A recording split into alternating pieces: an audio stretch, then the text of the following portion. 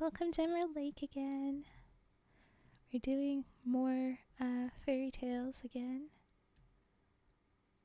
We're nearly done the fairy tales in the Green Fairy book. I don't know how many we'll get through in this stream, but we'll see. It's me, it's a raven. Hi, peoples. Oh, thank you for a hug.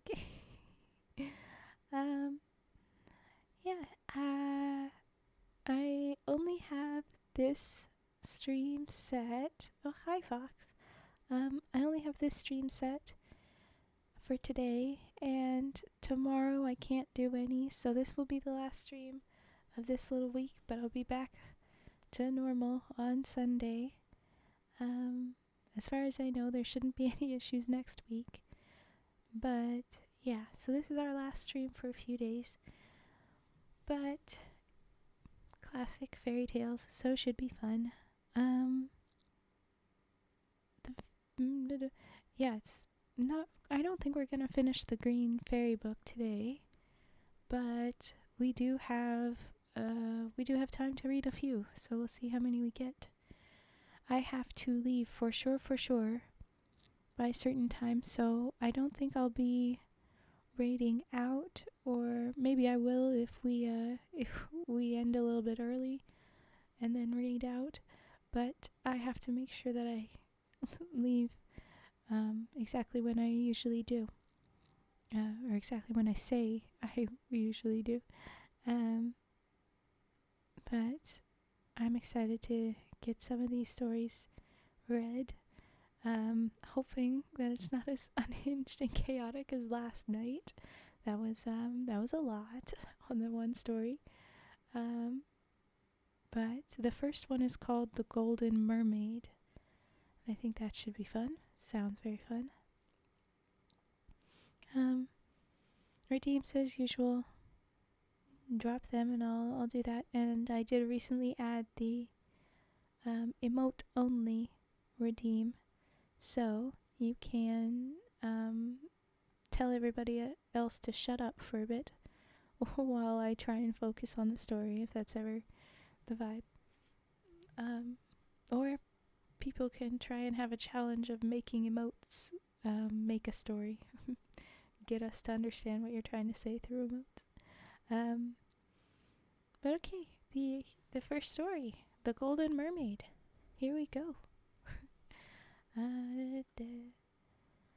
Hello, Luna.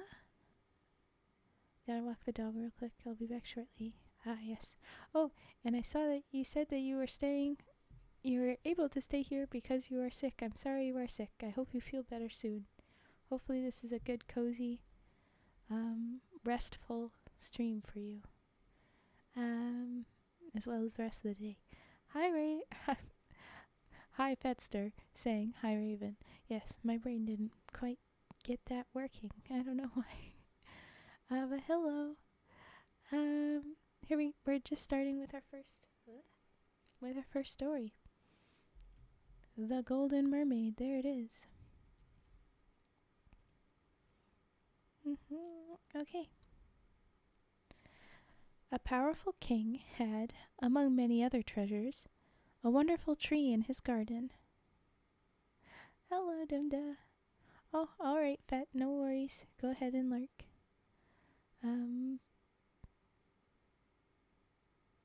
Oh, well then, yes, please put your device down.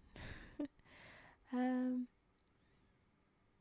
powerful king had, among many other treasures, a wonderful tree in his garden, which bore every year beautiful golden apples. But the king was never able to enjoy his treasure, for he might watch and guard them as he liked. As soon as they began to get ripe, they were always stolen. Oh, darn. Got about 2:45 left to go, as in 2 hours left to go? Yikes! Well, this stream is usually about that long. So we'll see if we can't entertain you for your drive. Okay.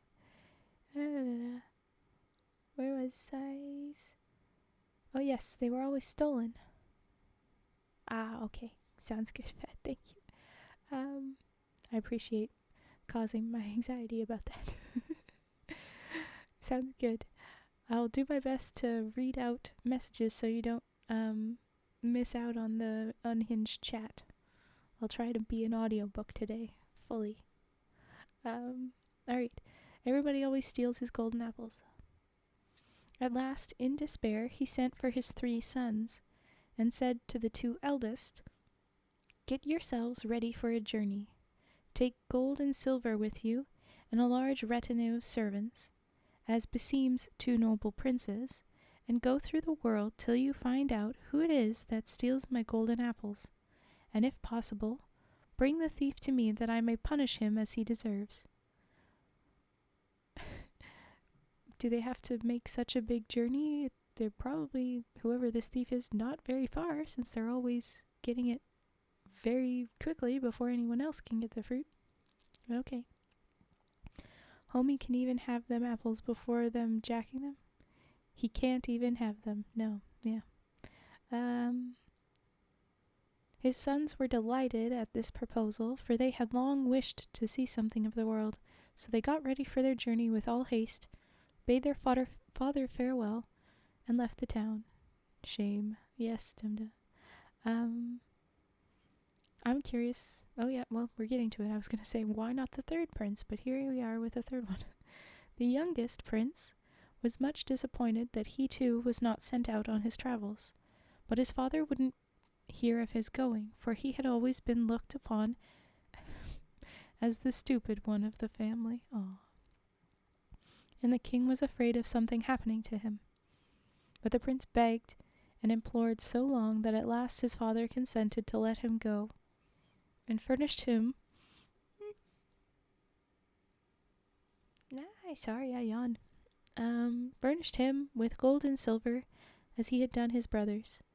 But he gave him the most wretched horse in his stable, because the foolish youth hadn't asked for a better. I'm sorry, if you... How's that a requirement? If his dad is giving him all this cool stuff, why wouldn't he trust his dad? I don't know if that's a stupid thing. And then if the father is worried about him, why are you giving him the worst horse? I would send him the smartest, most agreeable horse, the horse that knew to pull them out of danger. I don't know. Why would you... Whatever. So he too set out on his journey to secure the thief, amid the jeers and laughter of the whole court and town. His path led him first through a wood, and he hadn't gone very far when he met a lean-looking wolf who stood still as he approached. The prince asked him if he were hungry, and when the wolf said yes, he got down from his horse and said, "If you're really as you say and look, you may take my horse and eat it." Well, okay. The wolf didn't wait to have the offer repeated, but set to work, and soon made an end of the poor beast.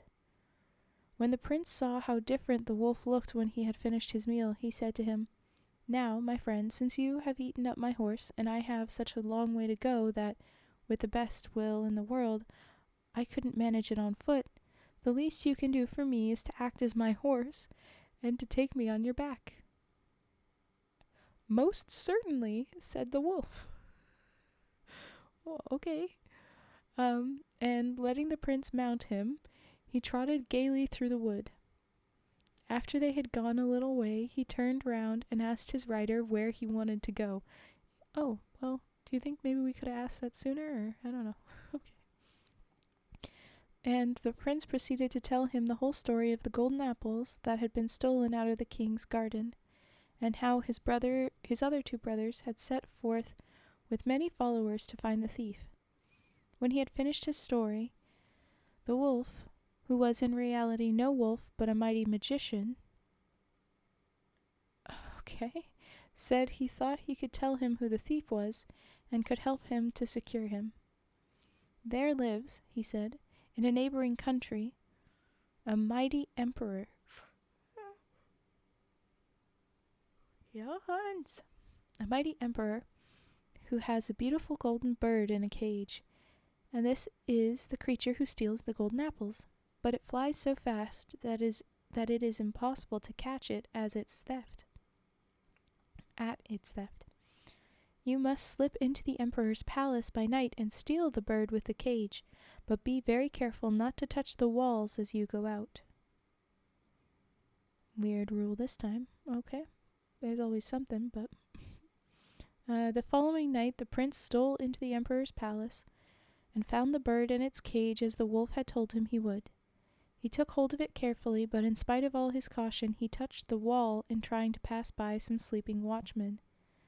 They awoke at once, and seizing him, beat him and put him into chains.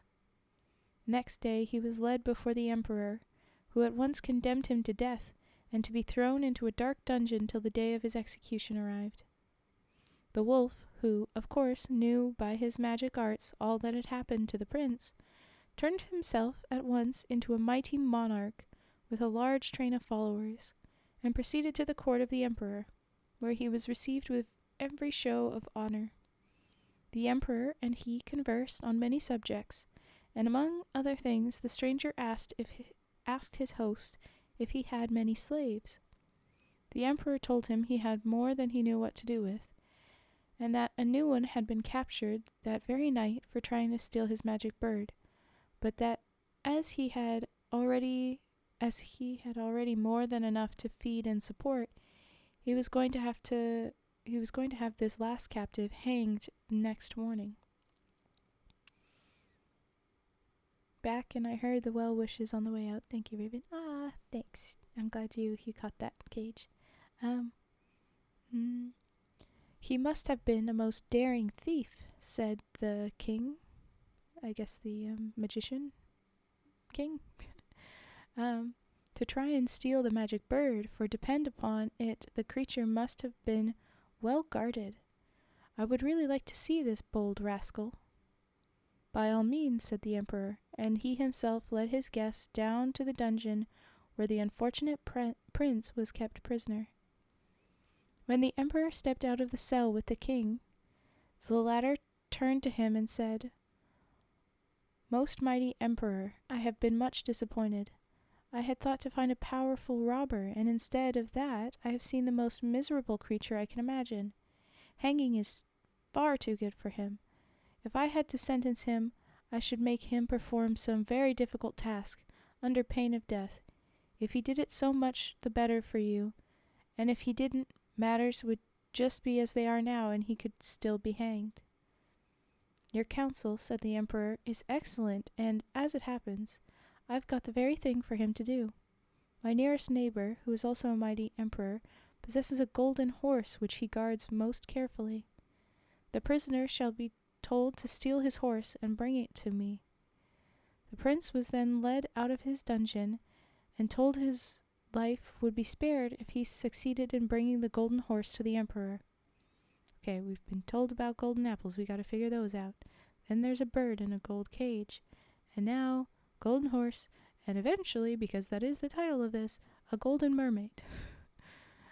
Hi, Vi. Hello. Thank you for frog kisses.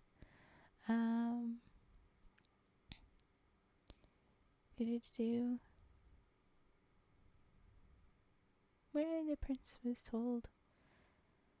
He did not feel very elated at this announcement, for he did not know how in the world he was to set about the task, and he started on his way weeping bitterly, and wondering what had made him leave his father's house and kingdom. A gold cage, you say? Yes. But before he had gone far, his friend, the wolf, stood before him and said, "Dear prince, why are you so cast down? It is true you didn't succeed in catching the bird, but don't let that discourage you. For this time you will be all the more careful, and will doubtless catch the horse." With these and like words the wolf comforted the prince, and warned him specially not to touch the wall or let the horse touch it as he let it out, or he would fail in the same way as he had done with the bird. Okay. And I guess the prince doesn't know that the wolf was the king, he's still unaware of that, probably. After a somewhat lengthy journey, the prince and the wolf came to the kingdom ruled over by the emperor who possessed the golden horse. One evening late, they reached the capital, and the wolf advised the prince to set to work at once, before their presence in the city had aroused the watchfulness of the guards. They slipped unnoticed into the emperor's stables, and into the very place where there were the most guards, for there the wolf rightly surmised they would find the horse. When they came to a certain inner door, the wolf told the prince to remain outside while he went in. In a short time he returned and said, "My dear prince, the horse is most securely watched, but I have bewitched all the guards, and if you will only be careful not to touch the wall yourself, or let the horse touch it as you go out, there is no danger, and the game is yours." The prince, who had made up his mind to be more than cautious this time, went cheerfully to work. He found all the guards fast asleep, and slipping into the horse's stall, he seized it by the bridle and led it out. But unfortunately, before they had got quite clear of the stables, a gadfly stung the horse and caused it to switch its tail, whereby it touched the wall. In a moment all the guards awoke, seized the prince, and beat him mercilessly with their horsewhips, after which they bound him with chains and flung him into a dungeon. Next morning they brought him before the emperor, who treated him exactly as the king with the golden bird had done, and commanded him to be beheaded the following day. I'm going to guess that this is going to keep going in circles for a minute. When the wolf magician saw that the prince had failed this time too, he transformed himself again into a mighty king, and proceeded with an even more gorgeous retinue than the first time to the court of the emperor. He was courteously received and entertained, and once more after dinner he led the conversation on to the subject of slaves, and in the course of it again requested to be allowed to see the bold robber who had dared to break into the emperor's stable to steal his most valuable possession. The emperor consented, and all happened exactly as it had done at the court of the emperor with the golden bird. The prisoner's life was to be spared only on condition that, within 3 days, he should obtain possession of the Golden Mermaid, whom hitherto no mortal had ever approached. Okay, so this time the Golden Mermaid is probably not in a kingdom, as opposed to the bird and horse. But maybe. Very depressed by his dangerous and difficult task, the prince left his gloomy prison, but to his great joy he met his friend the wolf before he had gone many miles on his journey. The cunning creature pretended he knew nothing of what had happened to the prince, and asked him how he had fared with the horse. The prince told him all about his misadventure, and the condition on which the emperor had promised to spare his life. Then the wolf reminded him that he had twice got him out of prison, and that if he would only trust in him and do exactly as he told him, he would certainly succeed in this last undertaking. I think the prince understands that. The first time it was an accident, he wasn't thinking, but at this time he had no control over a bug stinging the horse and the horse whipping its tail. How would he have controlled that? Why do I feel like the fly was the wolf? That would be awful. Oh. But maybe. You could be right, Cage. But okay, where were we? Thereupon they bent their steps towards the sea, which stretched out before them as far as their eyes could see, all the waves dancing and glittering in the bright sunshine.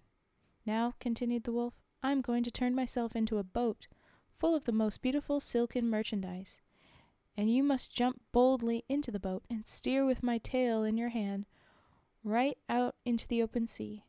You will soon come upon the Golden Mermaid. Whatever you do, don't follow her if she calls you, but on the contrary say to her, 'The buyer comes to the seller, not the seller to the buyer.' After which you must steer towards the land, and she will follow you, for she won't be able to resist the beautiful wares you have on board your ship. Don't fall victim to the siren song, okay, little dummy prince."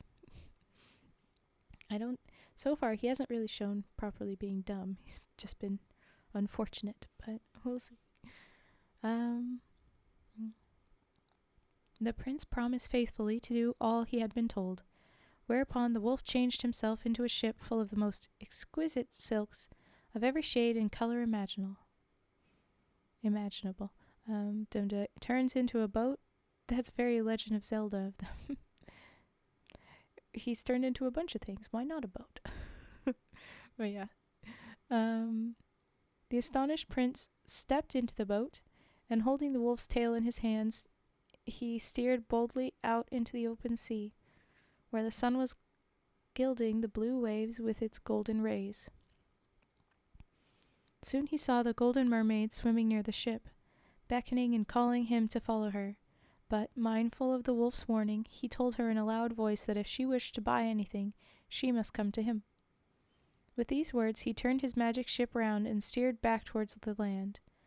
The mermaid called out to him to stand still, but he refused to listen to her and never paused till he reached the sand of the shore. Here he stopped and waited for the mermaid, who had swum after him. When she drew near the boat, he saw that she was far more beautiful than any mortal he had ever beheld. She swam round the ship for some time, and then swung herself gracefully on board, in order to examine the beautiful silken stuffs more closely. Then the prince seized her in his arms, and kissing her tenderly on the cheeks and lips, he told her she was his forever. At the same moment the boat turned into a wolf again, which so terrified the mermaid that she clung to the prince for protection. That's just nonsense. Here we go. So the Golden Mermaid was successfully caught, and she soon felt quite happy in her new life when she saw she had nothing to fear either from the prince or the wolf. She rode on the back of the latter, and the prince rode behind her. When they reached the country ruled over by the emperor with a golden horse, the prince jumped down, and helping the mermaid to alight, he led her before the emperor. At the sight of the beautiful mermaid and of the grim wolf, who stuck close to the prince this time, the guards all made respectful obeisance. Oh God, I love Kingdom Hearts. Turtle Boy. Hi, Turtle Boy.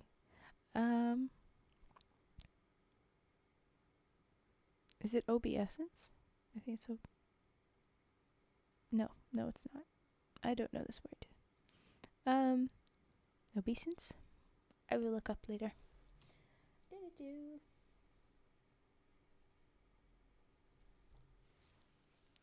Anyway, and soon the three stood before his imperial majesty. I'm a little curious.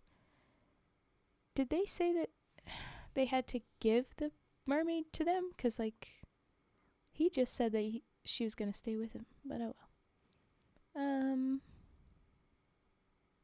Anyway. They're in front of the emperor. When the emperor heard from the prince how he had gained possession of his fair prize, he at once recognized that he had been helped by some magic art,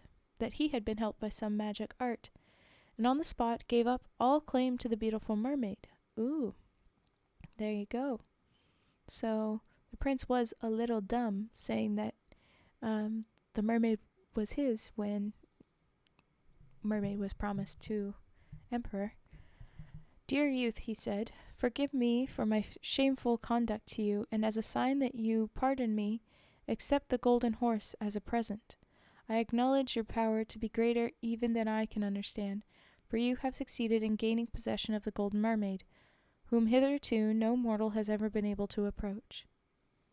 Then they all sat down to a huge feast, and the prince had to relate his adventures all over again, to the wonder and astonishment of the whole company. Ah, nice.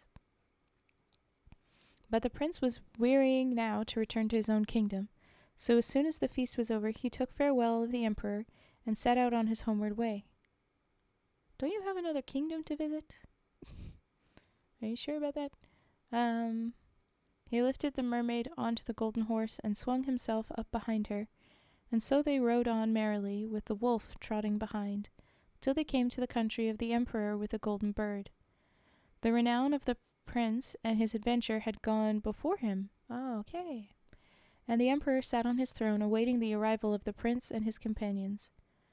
When the three rode into the courtyard of the palace, they were surprised and delighted to find everything festively illuminated and decorated for their reception.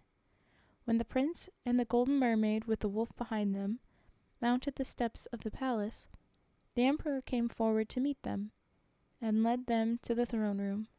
At the same moment a servant appeared with a golden bird in its golden cage, and the emperor begged the prince to accept it with his love, and to forgive him the indignity he had suffered at his hands. The emperor bent low before the beautiful mermaid, and, offering her his arm, he led her into dinner, closely followed by the prince and her friend the wolf, the latter seating himself at a table, not the least embarrassed that no one had invited him to do so. Dumda, bedtime night. Oh, okay. Good night. Sleep well, Dumda. We'll see you next week. Sorry I couldn't do more streams tonight and tomorrow.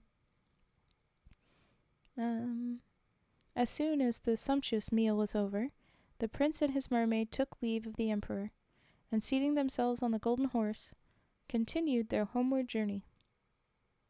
Are we giving the bird to the wolf? That's what you were requiring. On the way, the wolf turned to the prince and said, "Dear friends, I must now bid you farewell, but I leave you under such happy circumstances that I cannot feel our parting to be a sad one." The prince was very unhappy when he heard these words, and begged the wolf to stay with him always, but this the good creature refused to do, though he thanked the prince kindly for his invitation, and called out as he disappeared into the thicket, "Should any evil befall you, dear prince, at any time, you may rely on my friendship and gratitude." What about how he was promising he promised that he would help with the apple, and he did not. What the heck? That was the whole point. That's the whole point of going to get the bird. Whatever. Of course, as always. Okay, thanks, Dimda. Now he's gone, or leaving, I bet. Coffee Beans, hello. Any cringy stories yet? No. This is the first story, and it's about on par with the rest of the fairy tales. That was just a filler arc. I guess so. These were the wolf's parting words. You can rely on my friendship and gratitude things. And the prince could not restrain his tears when he saw his friend vanishing in the distance. But one glance at his beloved mermaid soon cheered him up again, and they continued on their journey merrily. Huzzah! The news of his son's adventures had hardly reached his father's court, and everyone was more than astonished at the success of the once despised prince. His elder brothers, who had in vain gone in pursuit of the thief of the golden apples, were furious over their younger brother's good fortune, and plotted and planned how they were to kill him. Dun dun dun. On par, except for with Jack. He stands alone in his own level. There was Dick Whittington. That's the name. And that one was like the baby version of it. Just a tiny sprinkling of that. No one is the same as Jack. No one will ever be. But there's been a few different moments where they're unhinged. Nothing the same as Jack. But yeah. So the other princes are planning to kill our prince. They hid themselves in the woods, through which the prince had to pass on his way to the palace.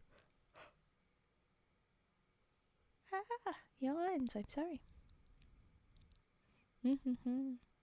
They're hiding in the woods where he's going to have to go through on his way to the palace, and there fell on him, and having beaten him to death, so they did kill him. Oh no. They carried off the golden horse and the golden bird, but nothing they could do would persuade the Golden Mermaid to go with them or move from the spot, for ever since she had left the sea she had so attached herself to her prince that she asked nothing else than to live or die with him. Coffee, yes, Jack my Hedgehog. Never gonna be able to get over that, yeah. do on the grass. Wow, they just kind of skipped over that. Jesus fuck. Yeah, they did just completely. And no, too bad. Okay. For many weeks, the poor mermaid sat and watched over the dead body of her lover, weeping salt tears over his loss. When suddenly one day their old friend the wolf appeared and said, "Oh yeah, you said that you'd help definitely for sure, and you're not gonna worry about that?" And the mermaid is Stockholm syndromed. Yeah, it seems. Whatever. We're gonna give her the benefit of the doubt.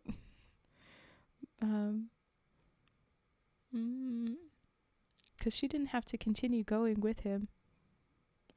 Like when he was like, "Hey, first emperor, I got your mermaid," and he said, No, you can have her. She could have like probably done her own thing, maybe. I don't know. I really don't know with this one. Some of their rules about women as property are wibbly, and some of them are a lot more. Yeah. Anyway, okay.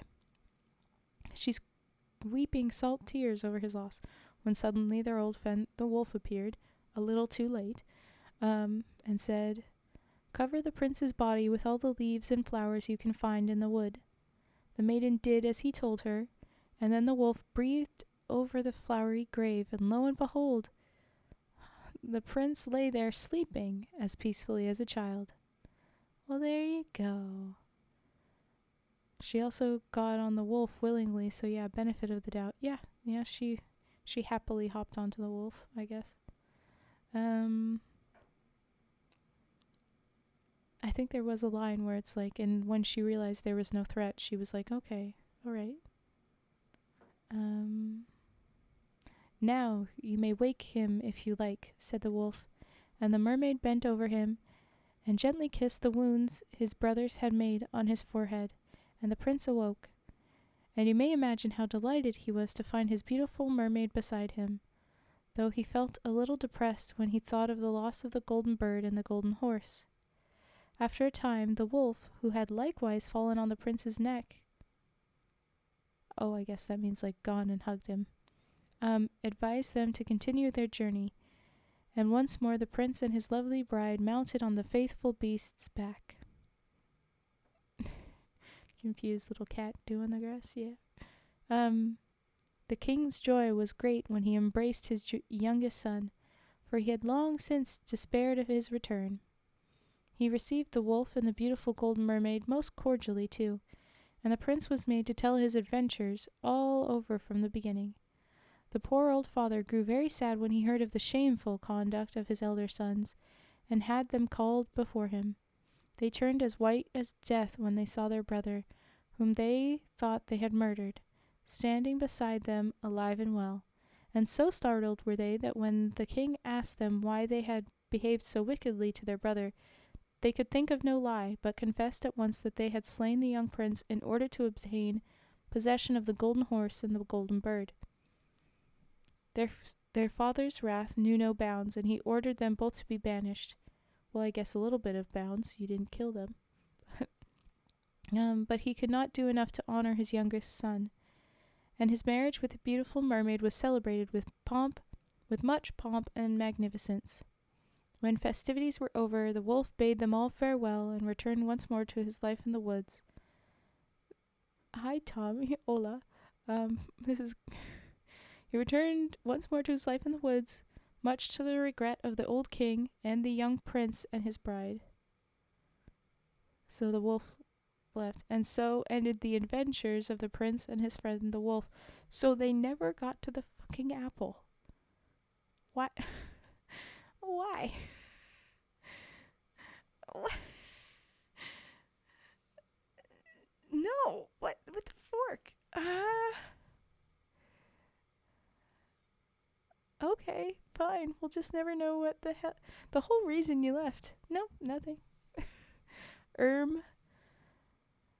Tommy says, something funny, mate? Fork? Yeah. It's just like, you weren't here for this, I don't think, Tommy. But the whole reason this adventure and this story happened was to get to the bottom of who was thieving these apples And they never fucking said. Hey, thank you for the follow. I have met 450 follows. Yay. I'm excited. We're not that far from my 500. It's exciting. Um, but yeah, okay. This had no reason. Dew on the grass. Bro, fairy tales kind of suck. Coffee beans, this is just the story of my life. Yeah. Dew on the grass, it was the wolf. I was expecting that to have been said, like, when it said, but he didn't know that he was a magician. I was thinking that what he didn't know was that he was the one that was stealing it. Wasted your time there, mate. Yeah, really. Yo, follower goal hit. Let's go. Yes, bye. We did it. Ah. Ridiculous freaking story, but yeah. So an interesting time to do that. But yeah. Okay. I'm gonna move to triggers and stuff. But oh come on, thank there. First one is some stretch and posture checks before the singing frog, so I'm gonna do that. Let's get a good stretch.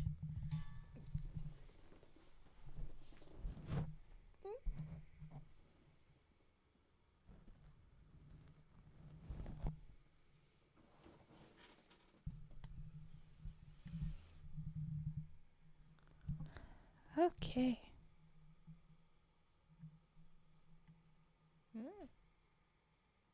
What is... Oh, I know what that is. Okay. Sorry, sticker. Okay.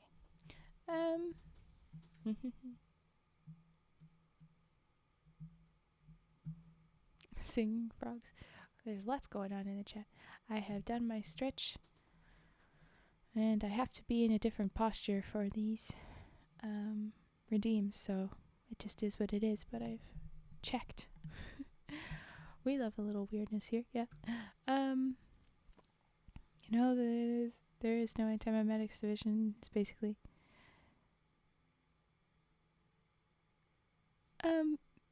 yeah, but like we're reading these, this is different. I still consider the SCPs as spooky, even if there's not, like, it's a different kind of storytelling.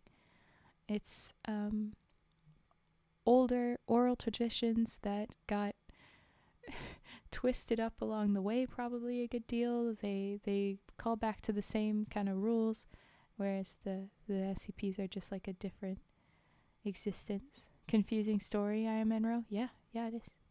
Oh, thanks for the dance battle chain, by the way. We gotta go. We love a little weirdness here. Yes. Singing frogs. Yes, you'll hear it soon. Okay. The singing frog first trigger of... Oh, come on, thing. First trigger of the stream.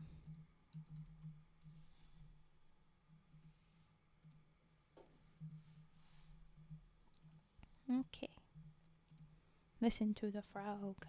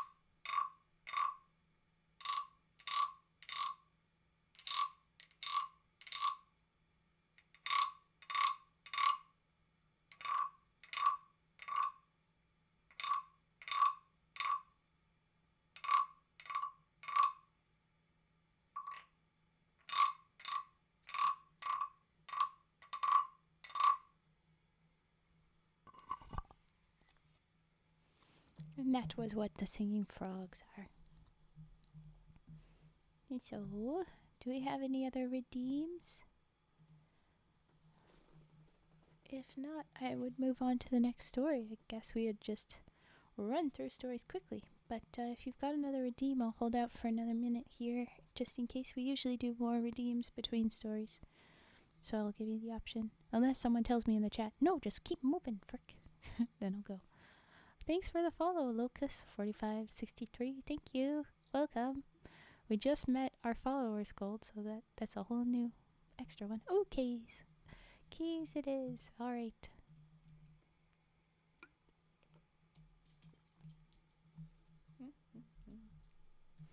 Oh, and then humming. Okay.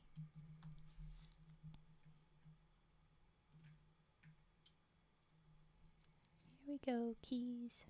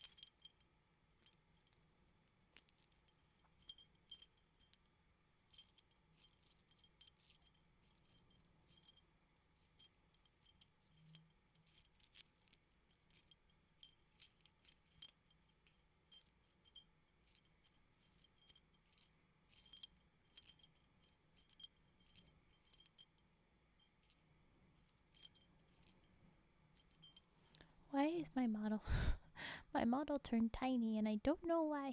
Sorry, interruption. It freaked me out. I didn't even notice. Okay. A little bit more keys. Also, Fetster, don't you be redeeming. You are driving. Stop.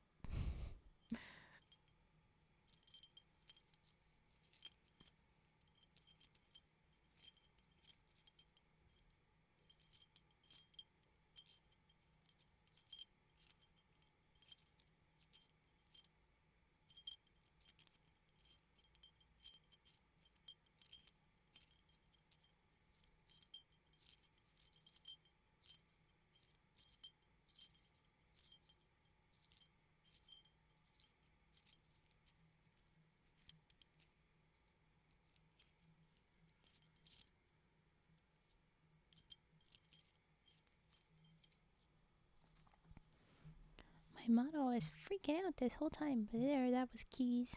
And now I'll do some humming. Okay. But I'll do humming and then sticks. And then we'll do the next story, I guess. Here we go.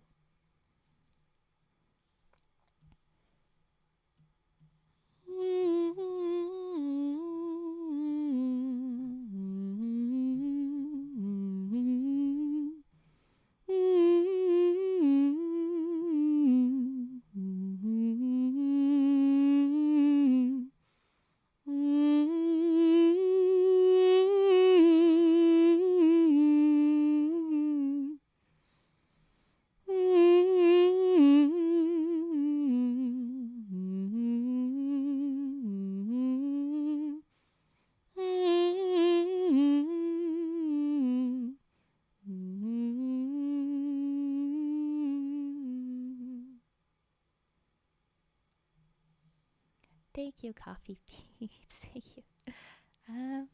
Next song.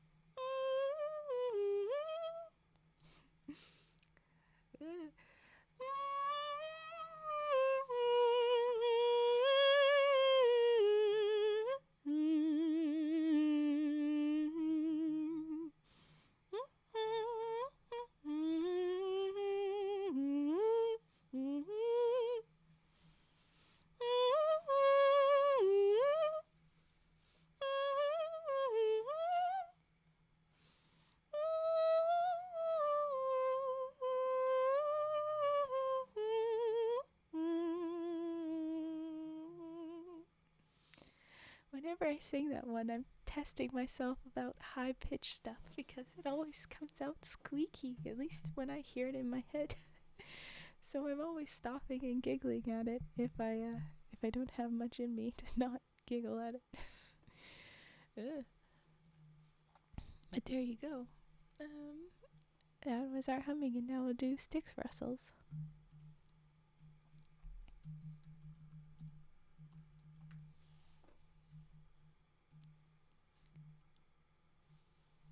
I wonder sometimes if I should retire that song because it is so squeaky high and it's not always a favorite. Whereas people seem to enjoy my humming the sailor song, the sea shanties. That's what they're called. I wonder if I should do more of those and less of sorry, that one. Okay. Sticks rustle.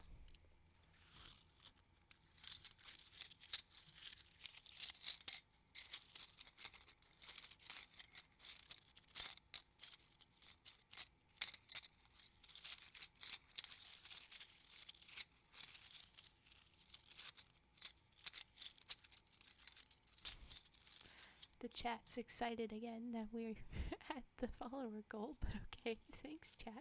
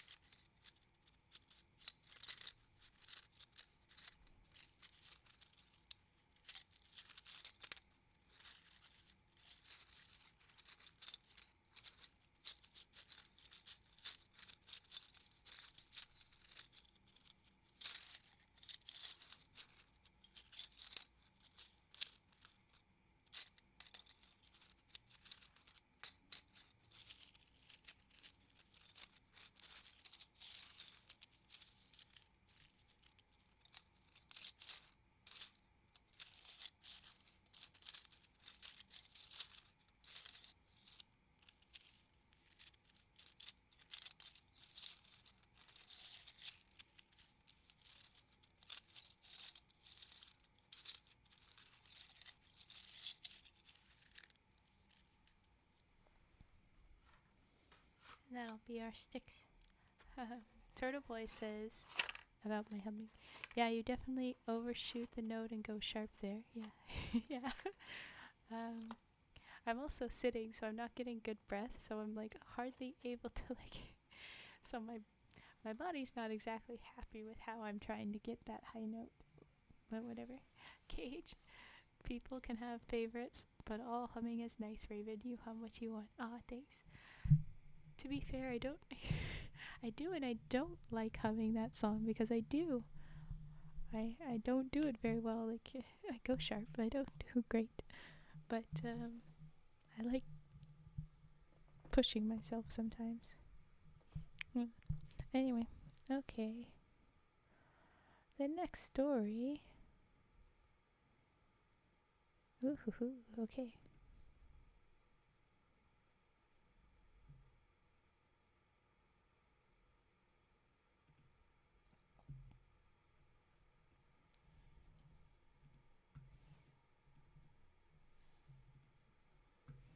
This is the story of a clever tailor. That's the next story we have. Prepping that. Alright. If you want to redeem other triggers, we'll get to them after this story, and it is not a long story, so we'll get to those not too long from now. Okay. The story of a clever tailor. Once upon a time there lived an exceedingly proud princess. If any suitor for her hand ventured to present himself, she would give him some riddle or conundrum to guess, and if he failed to do so, he was hunted out of the town with scorn and derision. Hey, that's better than some of the princesses do in these stories. Usually they die. Excuse me. She gave out publicly that all comers were welcome to try their skill, and that whoever could solve her riddle should be her husband.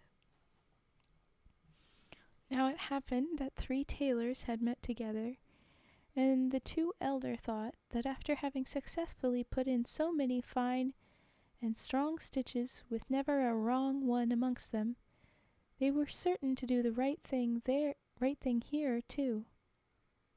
So because you know how to sew, you're going to definitely know how to do this? What? Okay.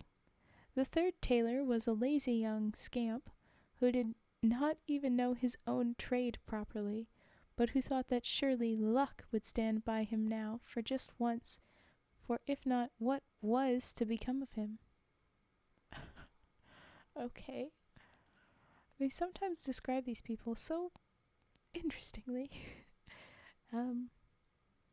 The 2 others said to him, "You must stay at home. You'll never get on much with your small allowance of brains." Ooh. But the little tailor was not to be daunted, and said he had set his mind on it, and meant to shift for himself. So off he started, as though the whole world belonged to him.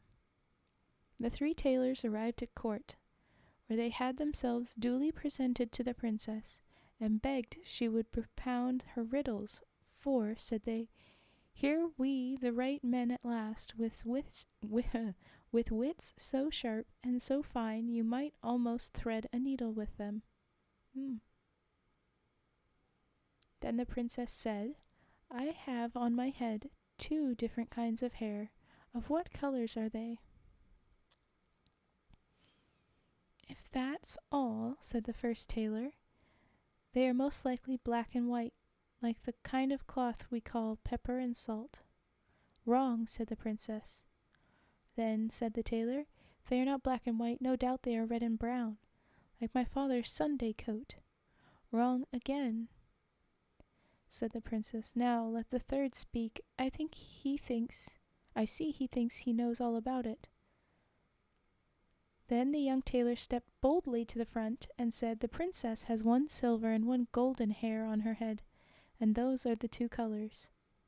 Oh! When the princess heard this, she turned quite pale, and almost fainted away with fear, for the little tailor had hit the mark, and she had firmly believed that not a soul could guess it. When she had recovered herself, she said, Don't fancy you have won me yet. There is something else you must do first.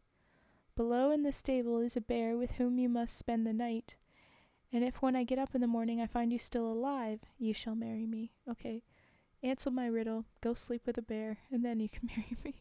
What? But okay. She quite expected to rid herself of the tailor. Oh, how did I lose that? She quite expected to rid herself of the tailor in this way, for the bear had never left anyone alive who had once come within reach of his claws. The tailor, however, had no notion of being scared, but said cheerily, Bravely dead is half won. Oh, bravely dared, not bravely dead. I was like, bravely, that's excessively fun. Bravely dared is half won. Okay. I thought he was making a twist of a saying, in which case that would be like just the kind of comedy that I'd be on board for. But he was just saying a normal thing. Oh, darn. No subversive twist? What the heck? Oh, well. When evening came on, he was taken to the stable. The bear tried to get at him once, and to give him a warm welcome with his great paws. Oh, yes, clearly. Gently, gently, said the tailor. I'll soon teach you to be quiet. And he coolly drew a handful of walnuts from his pocket and began cracking and eating them as though he had not a care or anxiety in the world. When the bear saw this, he began to long for some nuts himself. The tailor dived into his pocket and gave him a handful, but they were pebbles, not nuts. The bear thrust them into his mouth, but try as he might, he could not manage to crack them. Dear me, thought he, what a stupid fool I must be, can't even crack a nut. And he said to the tailor, I say, crack my nuts for me, will you? Okay, so the bear talks, and yet is gonna... Okay, fine. You're a nice sort of fellow, said the tailor. The idea of having those great jaws and not being able even to crack a walnut. So he took the stone, quickly changed it for a nut, and crack, split open in a moment. All right. Let me try again, said the bear. When I see the thing done, it looks so easy. I fancy I must be able to manage it myself. Okay, tonight, yeah, I don't know, man. I don't know. Battle Chain, thank you for those. We will get to those soon, yeah. I appreciate the frog.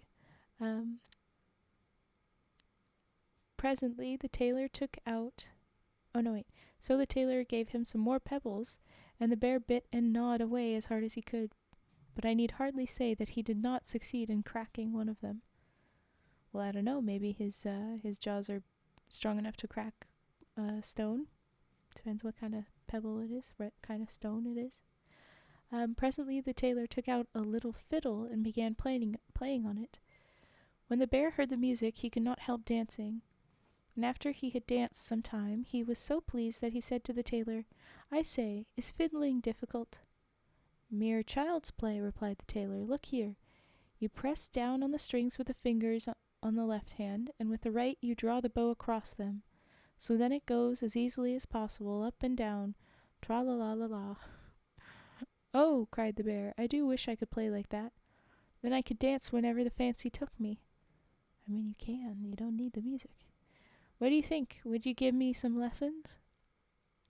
With all my heart, said the tailor, if you are sharp about it. I think being sharp is the problem. He's gonna rip the strings. But just let me look at your paws. Dear me, your nails are terribly long. I must really cut them first. Then he fetched a pair of stalks, and the bear laid his paws on them, and the tailor screwed them up tight. Now just wait whilst I fetch my scissors, said he, and left the bear growling away to his heart's content, whilst he lay down in a corner and fell fast asleep. Just because he's got handcuffs on doesn't mean the claws won't be able to get you. What? Or stalks. Pair of stalks. Maybe it's not. It's like the kind that you put your head into, maybe? Then it would help stop him, I guess. Anyway. When the princess heard the bear growling so loud that night, she made sure he was roaring with delight as he worried the tailor. Next morning, she rose feeling quite cheerful and free from care, but when she looked across towards the stables, there stood the tailor in front of the door, looking as fresh and lively as a fish in the water. After this, it was impossible to break the promise she had made so publicly, so the king ordered out the state coach to take her and the tailor to church to be married. As they were starting, the two bad-hearted other tailors, who were envious of the younger one's happiness, went to the stable and unscrewed the bear. Off he tore after the carriage, foaming with rage. The princess heard his puffing and roaring, and growing frightened, she cried, "Oh dear, the bear is after us, and will certainly catch us up." The tailor remained quite unmoved. He quietly stood on his head, stuck his legs out the carriage window, and called out to the bear, "Do you see my stalks? If you don't go home this minute, I'll screw you tight into them." What? When the bear saw and heard this, he turned right around and ran off as fast as his legs would carry him. What? The tailor drove on unmolested to church, where he and the princess were married, and he lived with her many years as happy and merry as a lark. Whoever does not believe this story must pay $1. You have to pay me $1 if you don't believe this story is true. Pay up. Pay me money if you don't believe it.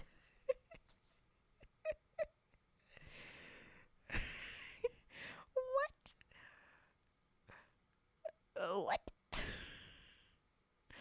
That's kind of screwed up. And you're laughing at yourself because you screw him into the stocks. Yeah. You little Enro. You're the pun maker all the time. But quirky story. Not unhinged, but absurd. Certainly absurd. Okay.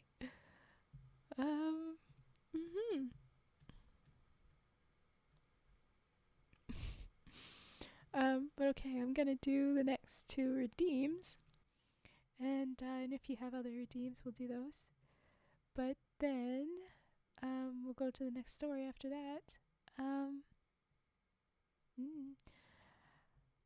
We might be able to get through more stories than I thought. Here we go. Hey, Turtle Boy. $1. You guys didn't have to actually give dollars. Thank you. Doubt money. Cage. Thank you. We do have to hit some money frogs in, because that was a couple of gifts is what those was. Here's 3 for that $1 for you, and another 3 for you. Oh, 4. Another 4 for you. I'm glad I didn't say which one of you got which, because then maybe you'd get jealous which got 4 frogs and which got 3. It was an accident. It was just that many tadpoles happened. I don't know. Coffee Beans Cafe. Yes, you got it. We always do the money frogs. But thank you. It's doubt money. I guess everyone else just believed the story. No. I don't think I've ever seen one where they're like, hey, if you don't believe me, pay up on any of these. But what a choice. It's fun. I accept Cage got a bonus. You don't have to say that Cage got the bonus. Who says that? No, you each get 3.5 frogs. 3.5 frogs. No, man, I'm just broke. A broke, distinguished gentleman frog. An extra frog to feed. Now collecting tadpole support. Yeah, be grateful, I guess, Turtle Boy. Oh, goodness, the frogs. Into giggles. And Ralph says, what if one doubts the existence of that story altogether? Are you saying you don't doubt that the story is true, you doubt that my telling it was true? That really, I never read it, I just said words? If I was just saying words, I probably wouldn't refer to the Tailor getting to church safely as unmolested. Because that could be flagged. Like, I wouldn't have chosen that on purpose. But it's a fair doubt. I guess in that case, you get your own $1? I don't know. No, you pay me $2. Extra doubt. I doubt money. So silly. But oh, I love the side eye. Toothless memes are always so great. Okay. What was I doing? I was doing scissor snips is what I was doing. Come on. No, not the story of a clever scissor snips, just scissor snips. Where Drift Veil City music starts playing. I don't know the reference because I live in a forest, not under a rock, but in a rock, in a cave. Okay, scissor snips though. Here we go.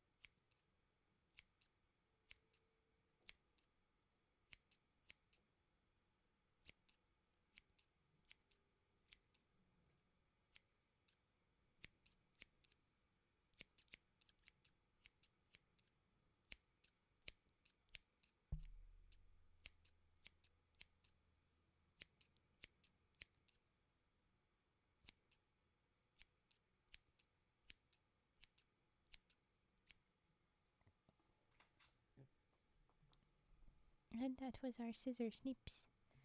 Snip, snip, snip, snip. Page flipping. If I keep flipping the same books, I'm gonna break the spine in one of these. I'm glad it's a cheap paperback, but it's gonna fall apart. Here we go with the page flipping.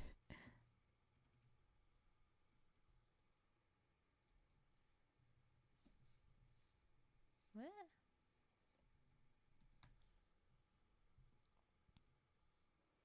We start with a little book, as always.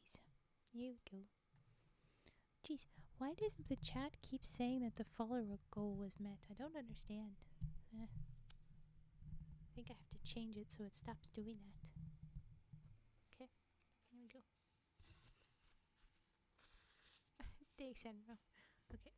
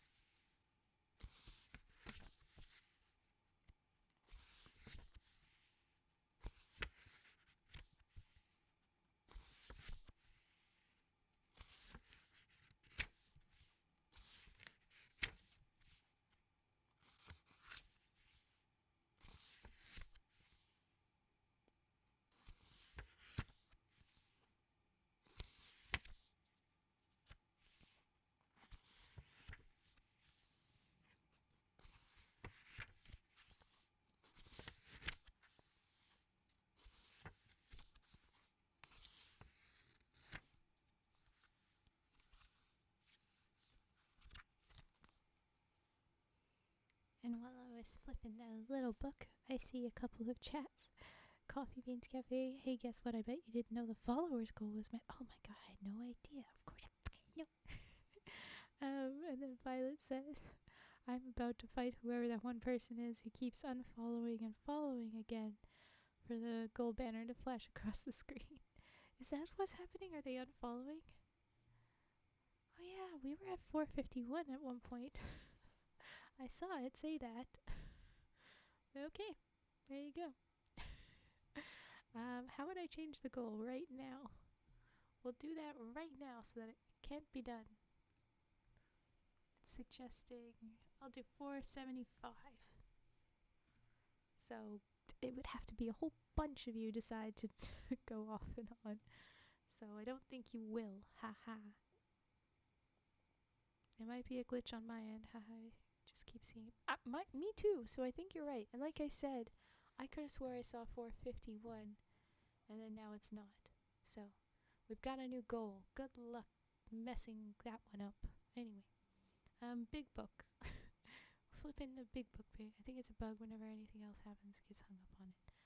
Okay, maybe I am missing it. But anyway. Maybe, but I could be, we're both just like, but I could be wrong, but you could, you could. Just pulled over to give my head a break. I'm starting to get a headache. Could be the light if it's daytime and flaring. Make sure waters. Close your eyes for a while if that's the tunnel vision headaches. Good luck, Fet.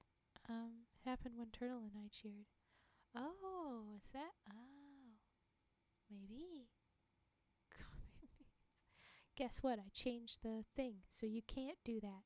It won't change it. Ha ha. The new follower goal is higher, so you'd have to get 24 other people to do it with you. If that was how that was happening. Okay, I need to finish flipping pages. What was I doing? Pages. Big book.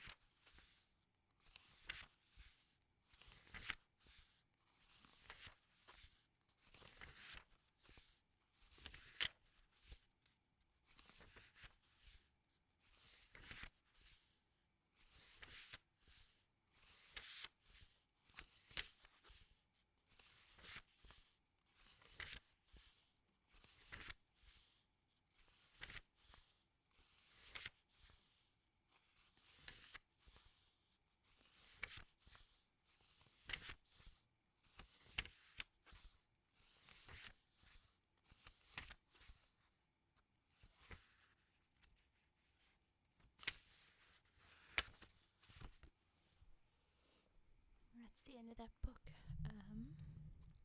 Page flipping done, but Fetster, okay, yes, go get the shawarma, but focus on hydration, feed, and rest. Please look after your headache. Good luck with it. I don't want you to be driving in pain and something bad happen.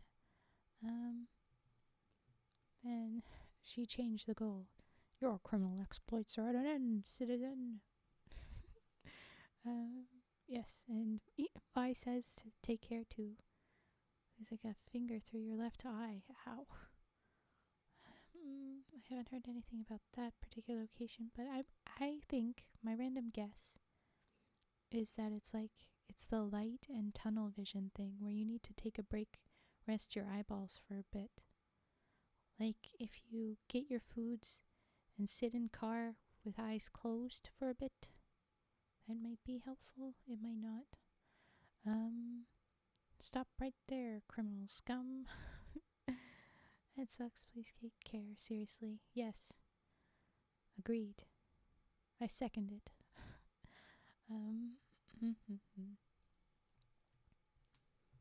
What was the next story gonna be? I have a slightly longer story. I think we'll go with that. The story of the fisherman and his wife. Sounds good, Fet. I wouldn't put past both of them being closed, but fair.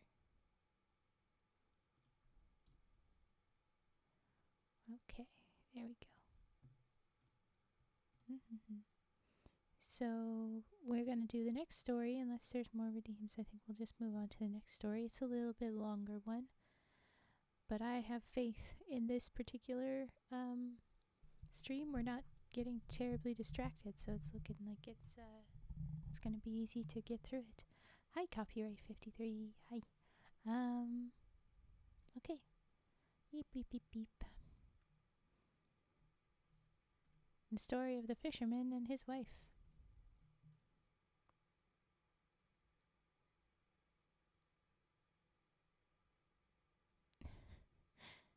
This might be a lot like the last fish story that we had. But okay, here we go.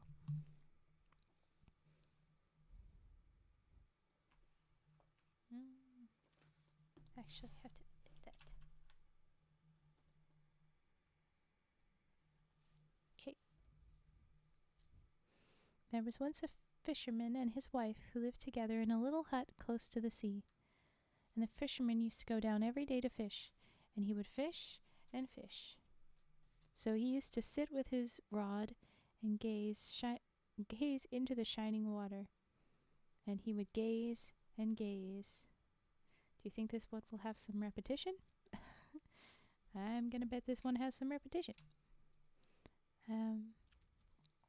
Now, once the line was pulled deep underwater, and when he hauled up a large flounder with it. The flounder said to him, "Listen, fisherman, I pray you to let me go.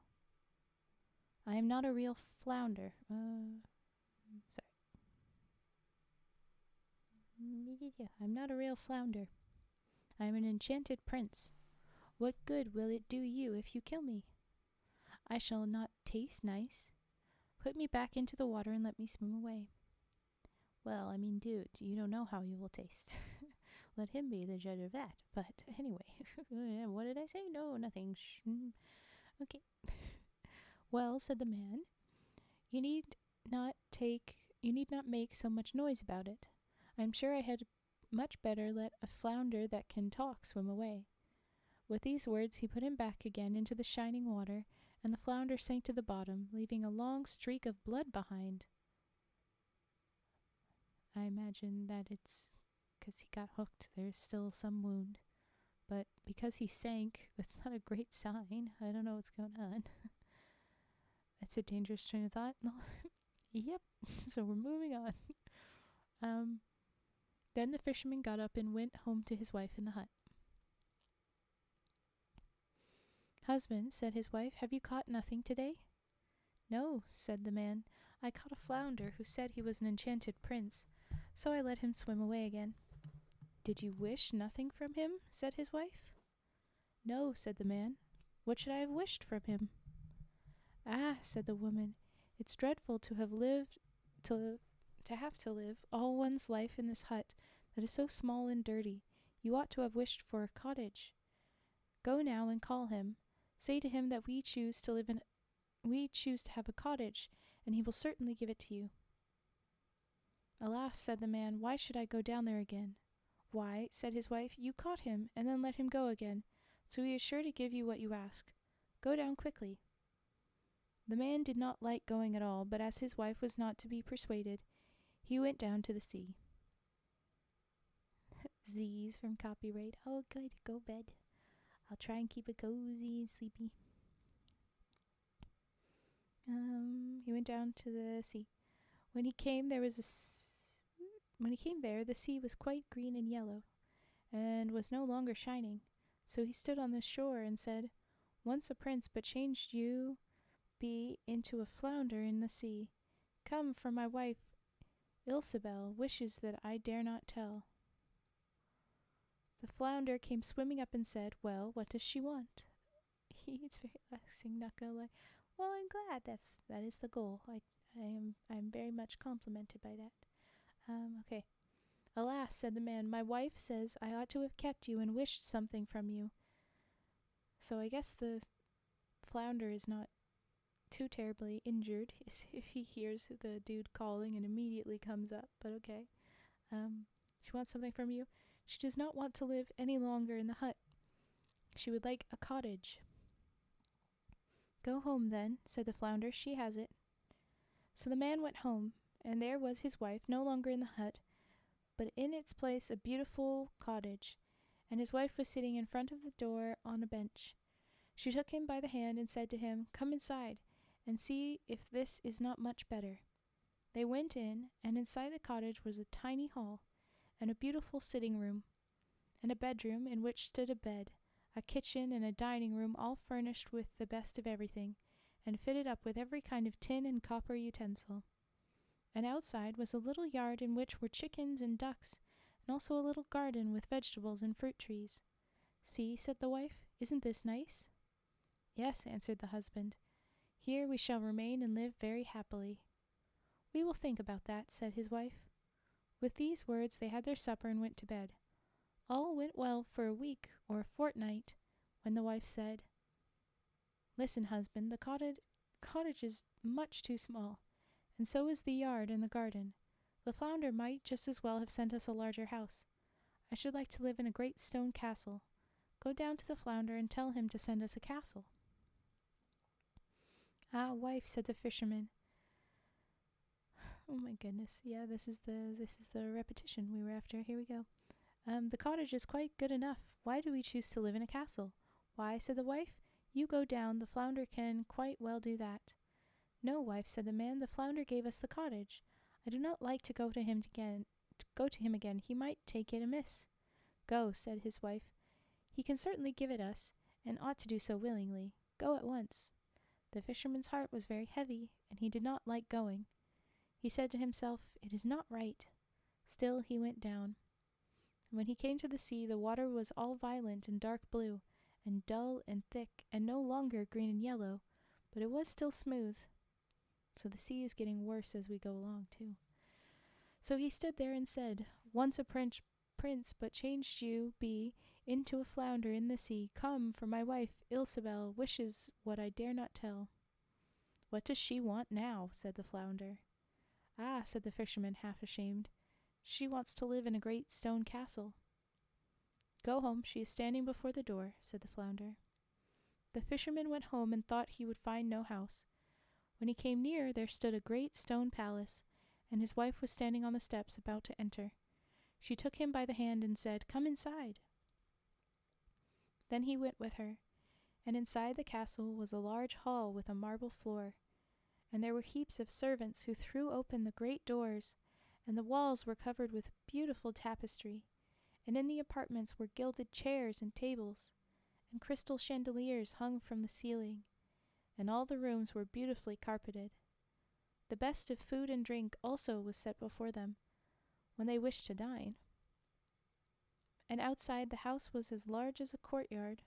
outside the house was a large courtyard, with horse and cow stables, and a coach house, all fine buildings, and a splendid garden with most beautiful flowers and fruit, and in a park quite a league long were deer and roe and hares, and everything one could wish for. A thought itching at my brain. Hold on. I do not intend to interrupt, but I will quickly.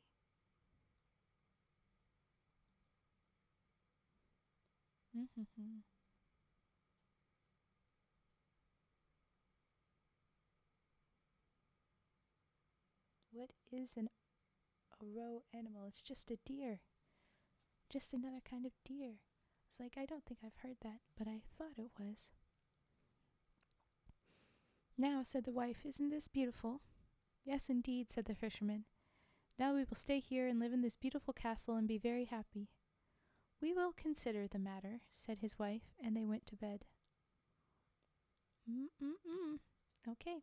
The next morning the wife woke up first at daybreak and looked out of the bed at the beautiful country stretched before her. Her husband was still sleeping, so she dug her elbows into his side and said, Husband, get up and look out of the window.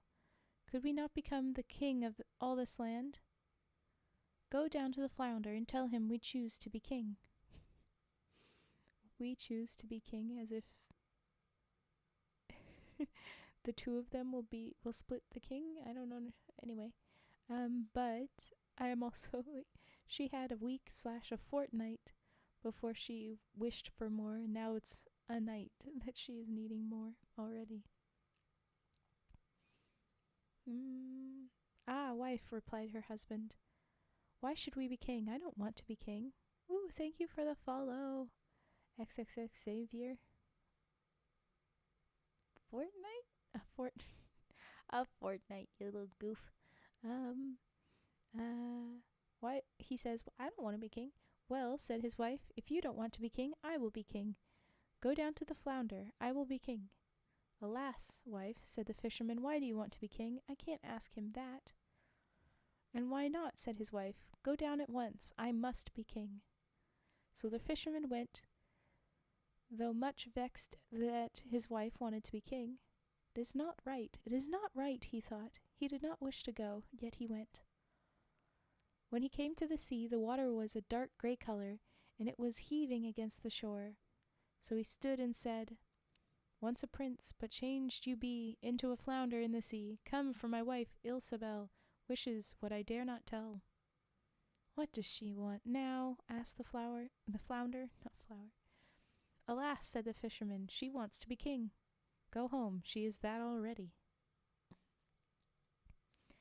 Said the flounder. The fisherman went home, and when he came near the palace, he saw that it had become much larger, and that it had great towers and splendid ornamental carving on it.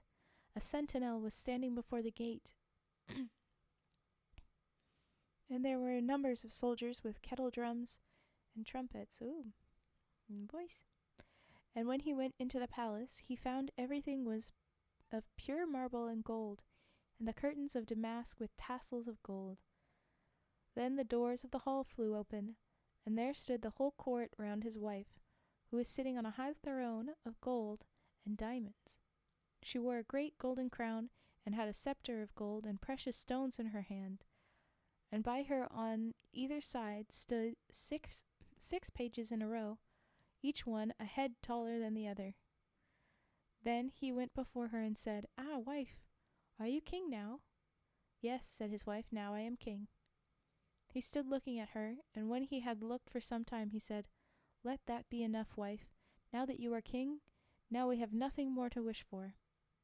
Nay, husband, said his wife restlessly, my wishing powers are boundless. I cannot restrain them any longer. Go down to the flounder. King I am. Now I must be emperor. Husband, said... Alas, wife, said the fisherman, why do you want to be emperor? Husband, said she, go to the flounder. I will be emperor.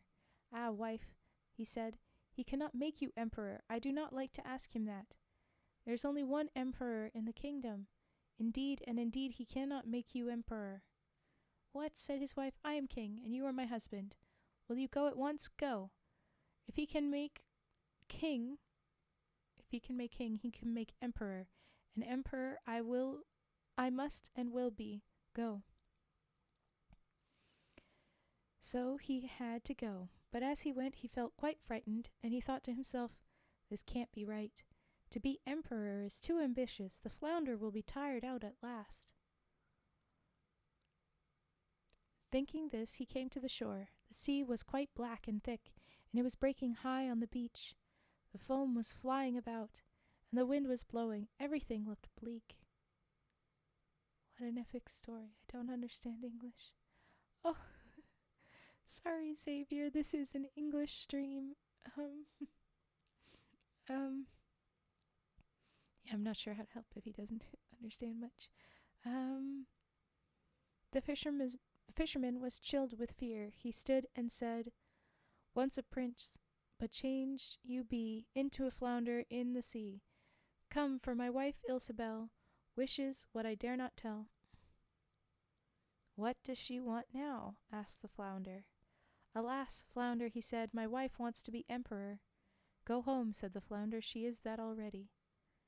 So the fisherman went home, and when he came there, he saw the whole castle was made of polished marble, ornamented with alabaster statues and gold. Before the gates soldiers were marching, blowing trumpets and beating drums. Inside the palace were walking barons, counts, and dukes, acting as servants. They opened the door, which was of beaten gold, and when he entered he saw his wife upon a throne, which was made out of a single block of gold. Sorry, yawn. And which was quite 6 cubits high. Thank you, Turtle Boy, for helping write that out. It can be copy-pasted. Yes, yes. It was a very big block of gold. Yes, she had on a great golden crown, which was 3 yards high. 3 yards high! And set with brilliants and sparkling gems. In one hand she held a scepter, and in the other the imperial globe, and on either side of her stood 2 rows of halberders, each smaller than the other, from a 7-foot giant to the tiniest little dwarf no higher than my little finger. Okay. No way, man, that's 9 gold ingots. Many princes and dukes were standing before her. The fisherman went up to her and quietly said, Wife, are you emperor now? What do you think? Look at everything around her. It is insanity. Although with a hat that tall you might worry she's pope. But anyway. Yes, she said, I am emperor. Oh my god, No. Okay, I'm gonna keep going. You're gonna see why I'm laughing. Yes, she said, I am emperor. He stood looking at her magnificence, and when he had watched her for some time, said, Ah, wife, let that be enough, now that you are emperor. Thanks for the follow, everything W. Thank you. Husband, said she, why are you standing there? I am emperor now, and I want to be pope. Go down to the flounder. I told you that hat made me think pope, and there you go, is pope. Alas, wife, said the fisherman, what more do you want? You cannot be pope. There's only one pope in Christendom, and he cannot make you that. Guess what? There were multiple popes at once. It was a whole thing. Fun history, goofiness, insanity. Anyway. Okay, sure. They're just constantly gonna get... will it ever end? I'm guessing they're all wondering. Okay. Husband, what nonsense, said his wife. If he can make emperor, he can make pope too. Go down this instant. I am emperor, and you are my husband. Will you be off at once? So he was frightened and went out, but he felt quite faint, and trembled and shook, and his knees and legs began to give way under him. I can only imagine. The wind was blowing fiercely across the land, and the clouds flying across the sky looked as gloomy as if it were night. The leaves were being blown from the trees, the water was foaming and seething and dashing upon the shore. And in the distance he saw the ships in great distress, dancing and tossing on the waves. Still the sky was very blue in the middle, although at the sides it was an angry red as in a great storm. So he stood shuddering in anxiety and said, "Once a prince, but changed you be into a flounder in the sea. Come, for my wife Ilsabel wishes what I dare not tell." Well, I'll do those very soon. Everything W, thank you. Um, I'm just loving this image of the storm getting worse and worse, and then the palace getting more and more gorgeous, and then like in the sort of like balanced way, the wife gets more and more chaotic like the sea, but the fish, just like the kingdom, getting bright and still just constantly like pretty. He's just always there like, what now? Okay, go ahead. Yeah, and oh yeah, she already is. Go home. Like every time. Like I'm starting to see her like eyes glow and craziness and the storm, and then on the other sides of it's list pretty court people in a castle and a fish that just says, "Yeah, okay, it's fine." Okay, so he says that, and then, "Well, what does she want now?" asked the flounder.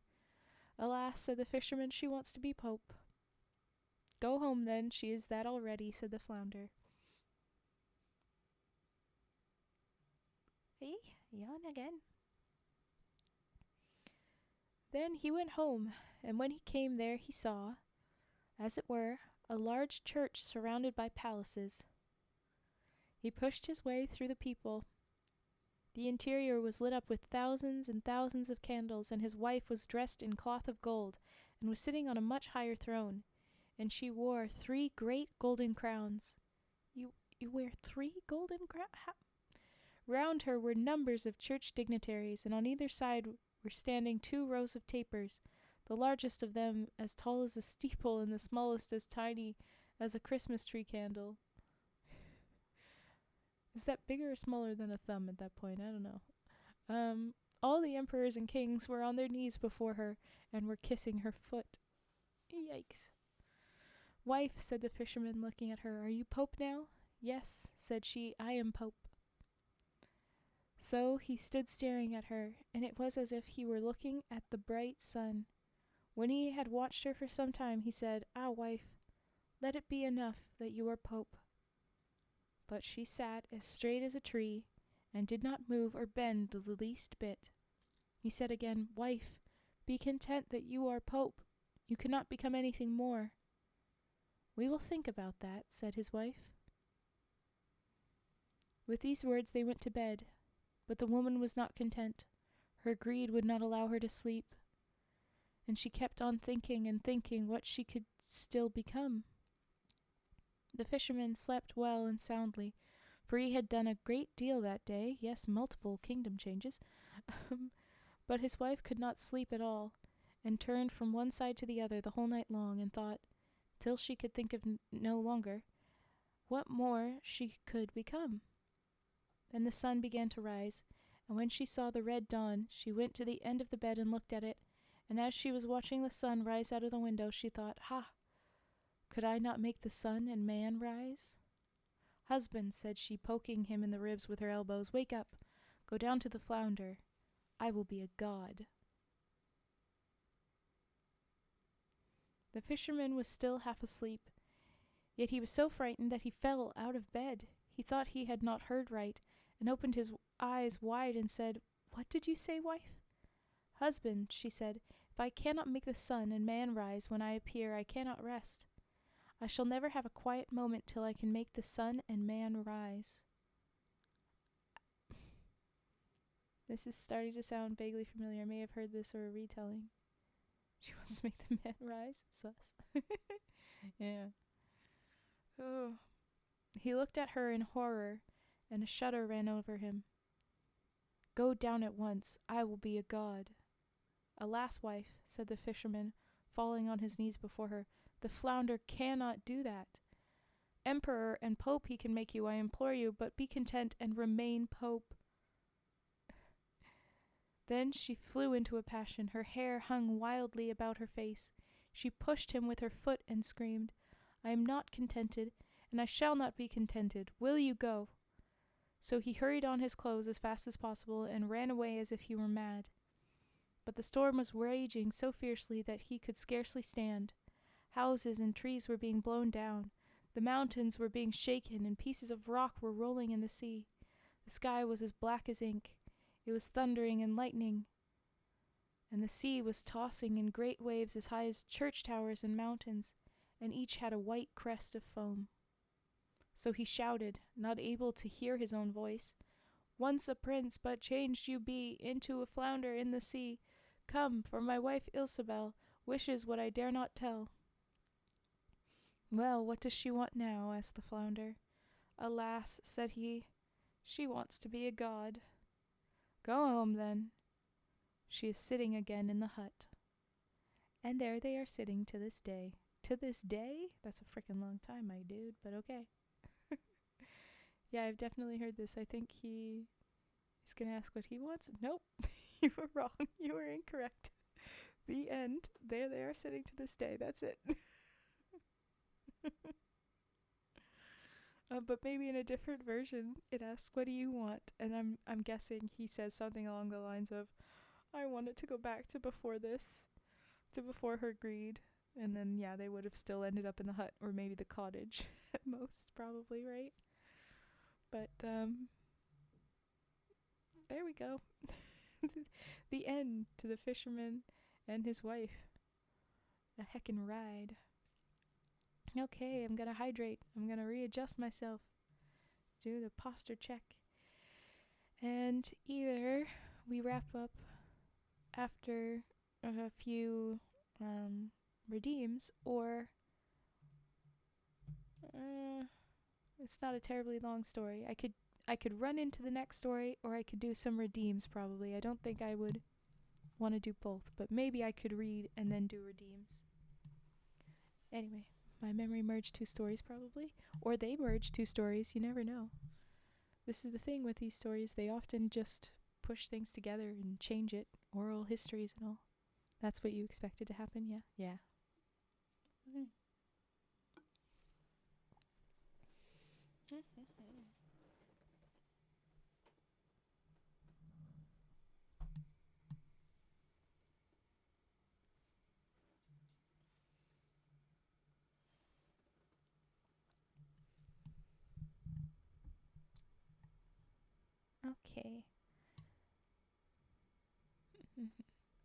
The next story, if we were to do that, is called The War of the Wolf and the Fox. So that's what we would do next. And then we'd only have two. That's not too short, but it's not long. Only two stories after that left in this book. So we'd move on to the next book next time. If that fish could make anyone a god, why could he not make himself a prince again?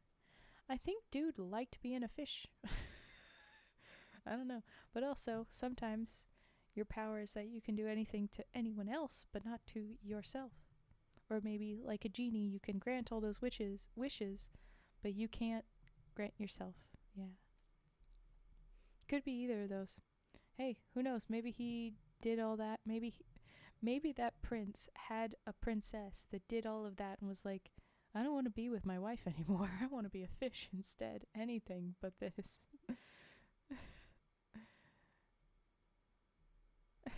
Yeah, that's fair. I like the idea of a dude saying, I'd rather be a fish. Just chooses the fish life. That amuses me greatly. Alright, no one has made any other redeems, so I think I will read The War of the Wolf and the Fox. And then probably we will end after that, but maybe we'll have time for redeems after that one. And then that'll be it for this week. I didn't choose the fish life, the fish chose me. In that case, that man absolutely chose the fish life, but whatever. Okay, yes. I'm seeing, I don't know why. I mean, I'm pretty sure that it makes sense for this name to be in these stories, but there's a name that's popping out a bunch when I'm looking at this, and it's Susan. Oh, and Simon. Okay, the other one is Simon. But I'm like, okay, Susan just feels a bit too modern. Which is, I think, there's like, oh, why is my mic down? There's known instances of something like Tiffany in like medieval times, but that doesn't sound like a medieval name. So yeah, no more streams this week. Yeah, I'm sorry. I have a really early and long ass day tomorrow with other work, not reading and hanging out work here with you guys. So I have to do that instead. But no, I shouldn't say anything. I'm ruining it already. Thursday. Maybe. Maybe. Okay. The War of the Wolf and the Fox. Here we go. There was once upon a time a man and his wife who had an old cat and an old dog. One day the man, whose name was Simon, said to his wife, whose name was Susan, "Why should we keep our old cat any longer? She never catches any mice nowadays, and is so useless that I have made up my mind to drown her." You don't have to go that far, you nonsense man. But okay. I guess probably back then they don't have euthanasia. Like they don't have a needle to be kind about it, but still. But his wife replied, "Don't do that, for I'm sure she could still catch mice." "Rubbish," said Simon. "The mice might dance on her, and she would never catch one. I've quite made up my mind that the next time I see her, I shall put her in the water." Good thing most cats can swim, but if he holds her there, that's less helpful. Ugh. Susan was very unhappy when she heard this, and so was the cat, who had been listening to the conversation behind the stove. Ooh. Well, now you know, buddy. When Simon went off to his work, the poor cat meowed so pitifully. I'm gonna say, this is how they wrote this animal sound. I love it. I love the differences in animal sounds and stuff. Meowed, meowed, meow, like a Waluigi. Meow. She meowed so pitifully. Meow. Okay, she meowed so pitifully and looked up so pathetically into Susan's face that the woman quickly opened the door and said, "Fly for your life, my poor little beast, and get well away from here before your master returns." Oh, meowed. The cat took her advice and ran as quickly as her poor old legs would carry her into the wood, and when Simon came home, his wife told him that the cat had vanished. "So much the better for her," said Simon, "and now we have got rid of her, we must consider what we are to do with the old dog. He is quite deaf and blind, and invariably barks when there is no need, and makes no sound when there is. I think the best thing I can do with him is to hang him." "Why hanging? What?" "Okay," but soft-hearted Susan replied, "Please don't go. He's surely not so useless as all that." "Don't be foolish," said her husband. "The courtyard might be full of thieves, and he'd never discover it. No, the first time I see him, it's all up with him, I can tell you." Susan was very unhappy at his words, and so was the dog, who was lying in the corner of the room and had heard everything. As soon as Simon had gone to his work, he stood up and howled so touchingly that Susan quickly opened the door and said, "Fly for your life, poor beast, before your master gets home." And the dog ran into the wood with his tail between his legs. Oh, I hope he did a good job running. They did say he was blind. I hope he knows where he's going. They spelled howled pretty consistently. It wasn't like the meow. When her husband returned, his wife told him that the dog had disappeared. "That's lucky for him," said Simon. But Susan sighed, for she had been very fond of the poor creature. Now it happened that the dog and cat met each other in their travels, and though they had not been the best of friends at home, they were quite glad to meet among strangers. They sat down under a holly tree and both poured forth their woes. Presently a fox passed by, and seeing the pair sitting together in disconsolate fashion, he asked them why they sat there and what they were grumbling about. The cat replied, I have caught many a mouse in my day, but now that I am old and past my work, my master wants to drown me. And the dog said, Many a night I have watched and guarded my master's home, and now that I am old and deaf, he wants to hang me. The fox answered, That is the way of the world, but I'll help you to get back into your master's favor. Only you must first help me in my own troubles. They promised to do their best, and the fox continued, The wolf has declared war against me, and is at this moment marching to meet me in company with the bear and the wild boar, and tomorrow there will be a fierce battle between us. All right, said the dog and cat, we will stand by you, and if we are killed, it is at any rate better to die on the field of battle than to perish ignobly at home. I would not have said that. Okay.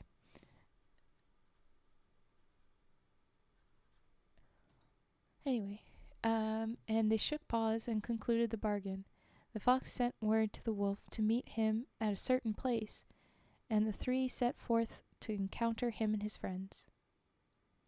The wolf, the bear, and the wild boar arrived on the first spot, and when they had waited some time for the fox, the dog, and the cat, the bear said, I'll climb up into the oak tree and look if I can see them coming.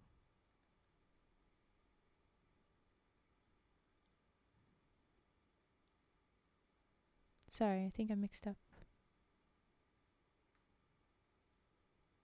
Wolf has declared war against me, marching to meet me in company with the bear and the wild boar. Wolf, bear, and boar arrived first. Okay, yes, alright. So, our wolf, bad team, not our home team, are waiting, and bear looks up in the tree. The first time he looked around, he said, I can see nothing, and the second time he looked around, he said, I can still see nothing. But the third time he said, I see a mighty army in the distance, and one of the warriors has the biggest lance you ever saw. This was the cat, who was marching along with her tail erect. And so they laughed and jeered, and it was so hot that the bear said, The enemy won't be here at this rate for many hours to come, so I'll just curl myself up in the fork of the tree and have a little nap. And the wolf lay down under the oak, and the wild boar hurried himself in some straw, so that nothing was seen of him but one ear. And while they were lying there, the fox, the cat, and the dog arrived. When the cat saw the wild boar's ear, she pounced on it, thinking it was a mouse in the straw.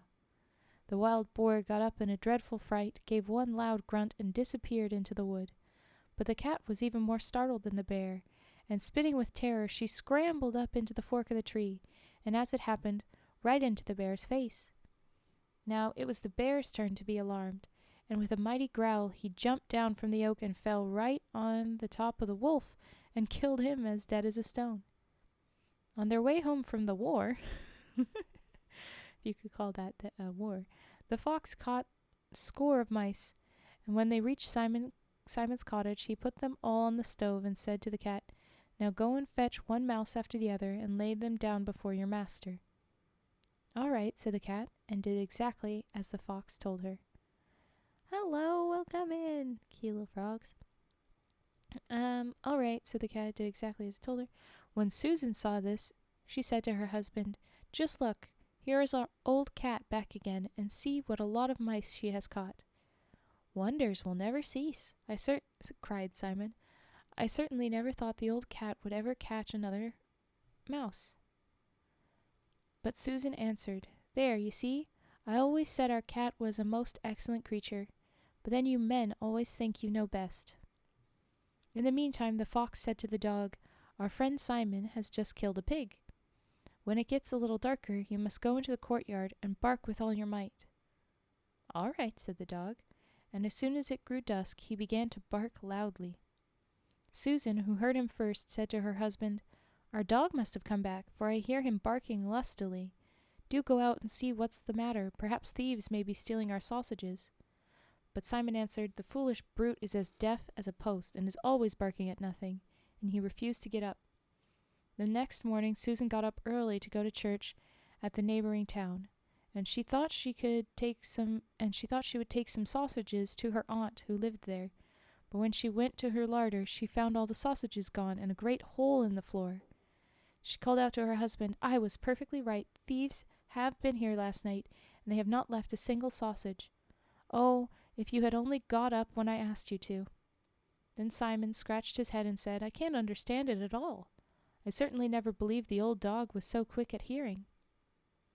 But Susan replied, "I always told you our dog was the best dog in the world, but as usual you thought you knew so much better. Men are all the same all the world over." And the fox scored a point too, for he had carried away the sausages himself. Hee hee hee hee hee. A quick point fox there. We love a good trickster. Hee hee. But that's great. I love that. Gaslighting? Would that have been gaslighting? I mean, it's manipulative for sure for them to be like, "See, we did it. We caught mice and did things." But I hope we're well. I am. Thank you. I hope you're well too. Yoinking the sausage. Yoink. Great story. It is. I think I want to forward that one along to some people. I think it's really cute. The War of the Wolf and the Fox. A very short war.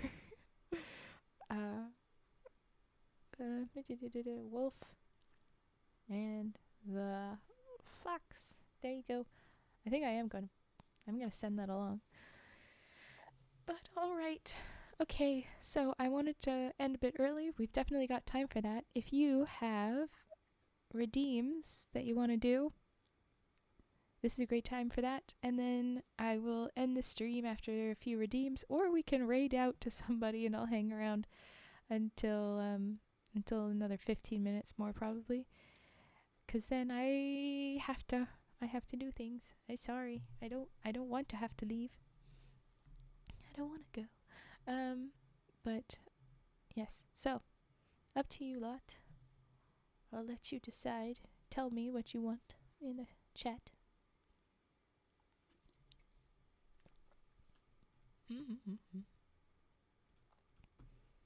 Boop. Ooh. Ooh. Hello, Sam Maluka. Hi. Glass tart. You betcha. Oh, thank you for the follow.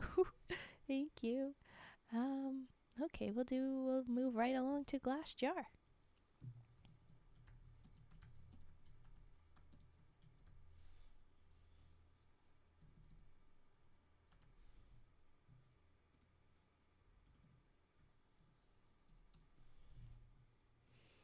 I'll do that. Okay.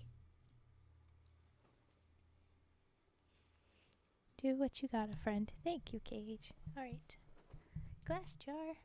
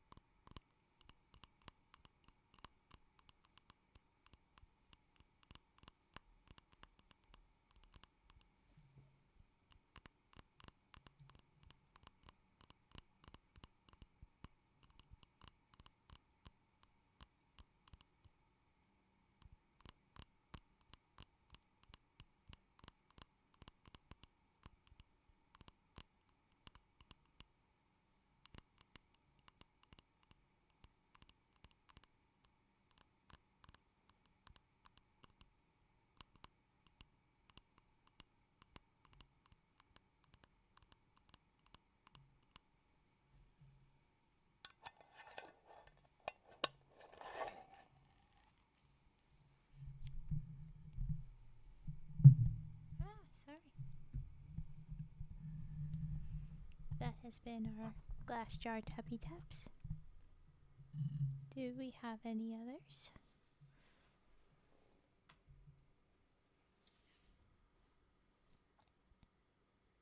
That was nice. I feel like I'm now too awake and I'm doing things lots. You want more? Okay. I will do that simply because there's nothing else. Nobody else is doing any other redeems. Encore! Alright. Will do. Mm.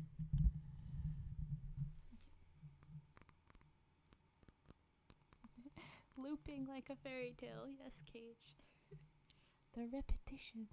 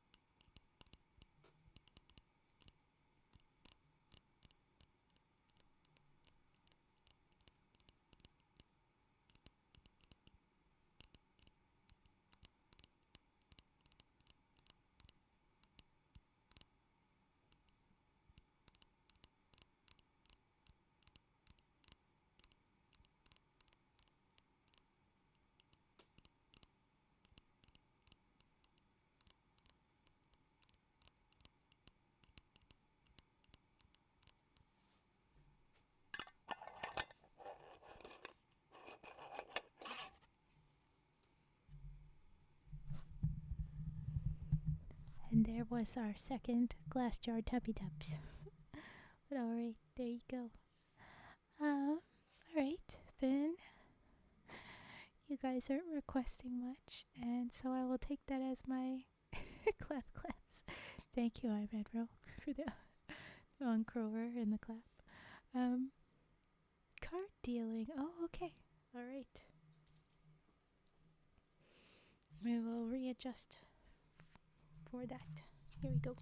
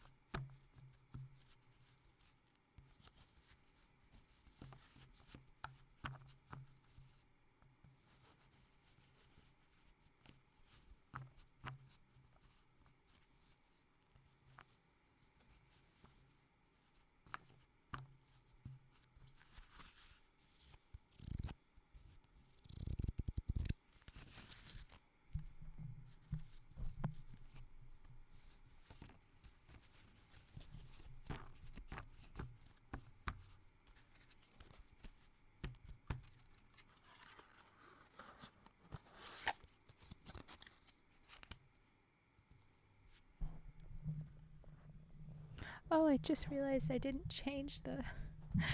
I never changed the text on there. Oops. Ugh. Is my mic being quiet or is my headphones? It's my headphones. Okay, I don't know why. Alright. But Coffee Beans Cafe and I Monroe, if you guys want to redeem more, you can.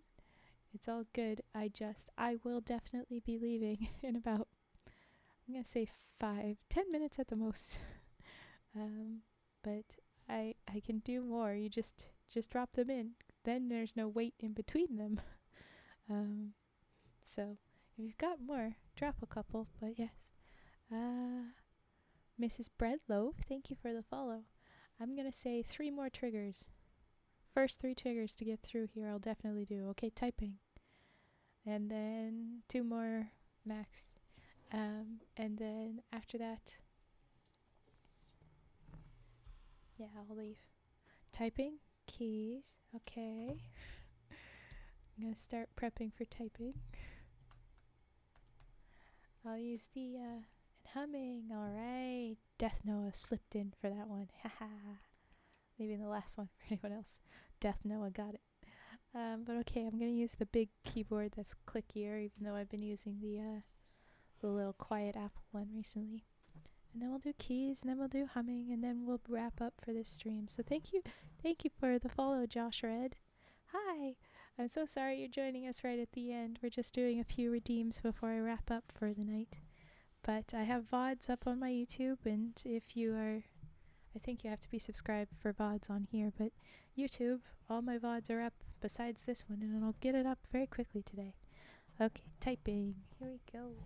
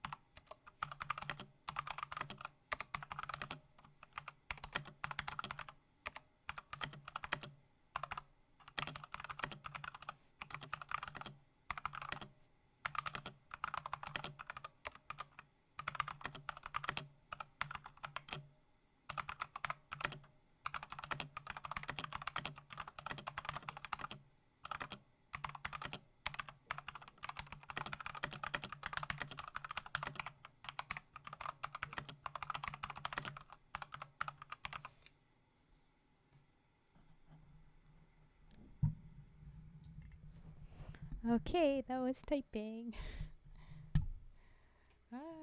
My headphones are not cooperating. How about now? Now that's better. Okay. Alright, keys and then humming. I think it's very fitting humming to end the night. That makes sense. Okay.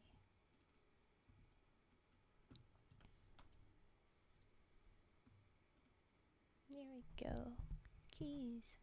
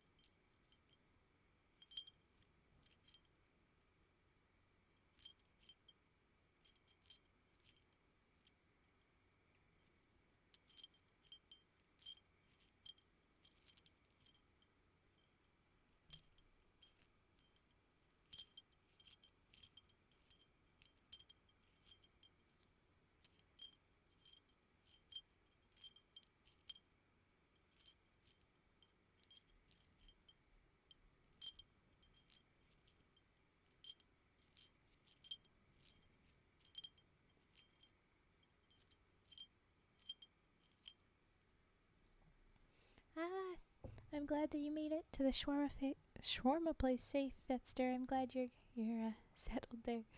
I hope you feel better soon. It sucks. All right. And then it's humming. Amaze Mong Games on. Hi. What's up is that we are actually wrapping up our stream. I just have this one trigger and then I'm gonna be wrapping up for the night. You're gonna have to join later. That trigger sounded nice actually. Yeah. When you know that it's keys, it doesn't sound like it'll be very relaxing or fun, but it sounds more like a little wind chime or something. So okay. Oh yes, thank you for the follow. Let me know. Nah, at this point, I think I'll just hurry off. Man, worst time to get on. I know, I'm sorry. Hi, Raven.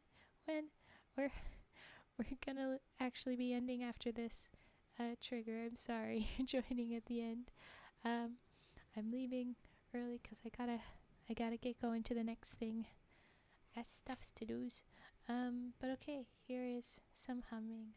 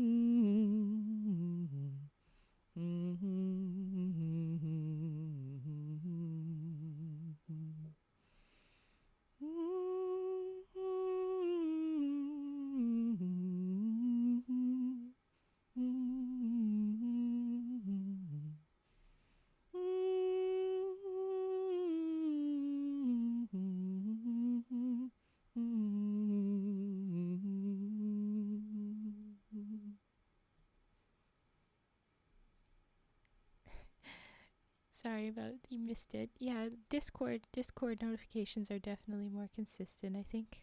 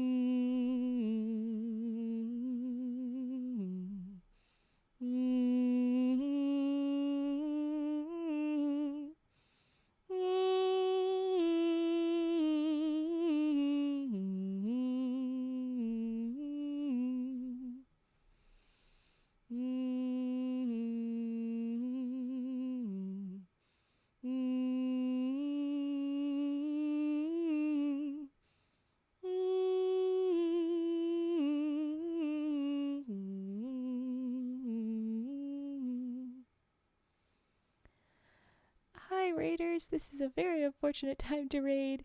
For one thing, my ad is about to start in 30 seconds if I stick around longer than that. And I'm leaving. I'm wrapping up very soon. Ethan the Blobfish, hello, hi. Hello, everybody that's raided in. And Mona Palm VT Trash Raid. Thank you for raiding in. I appreciate it. This is just an unfortunate timing, unfortunately. I pushed it a little bit later because I was finishing up the triggers, so I really need to go.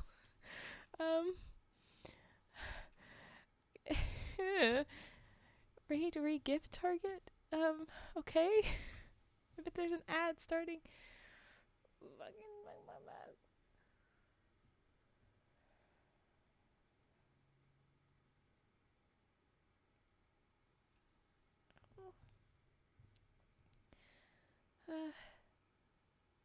Thank you for doing that shout out. No, it's okay. I understand. We can pass along the raiders. Yeah, I get it. I quickly, please. I'm sorry. I need to go. I'm running to run late.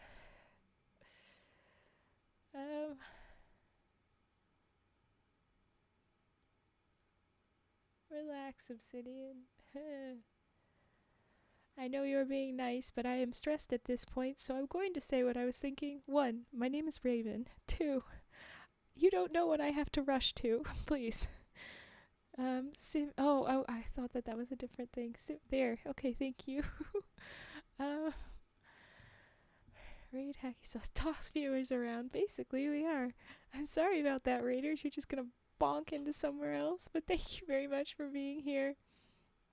I appreciate it. Why are you redeeming right now? Please make sure that's refunded. Okay, we're gonna go over to this person. We can refund. Yes, please. Okay, we're gonna raid in, and you guys are gonna do the worries about the when did I get my blush on? I am blushing, but I don't think I put that trigger on. How did that? Oh my gosh. Okay. Well, anyway, we're gonna go. You worry about that. I'm gonna figure things else. Okay. We go. All right. Bye-bye.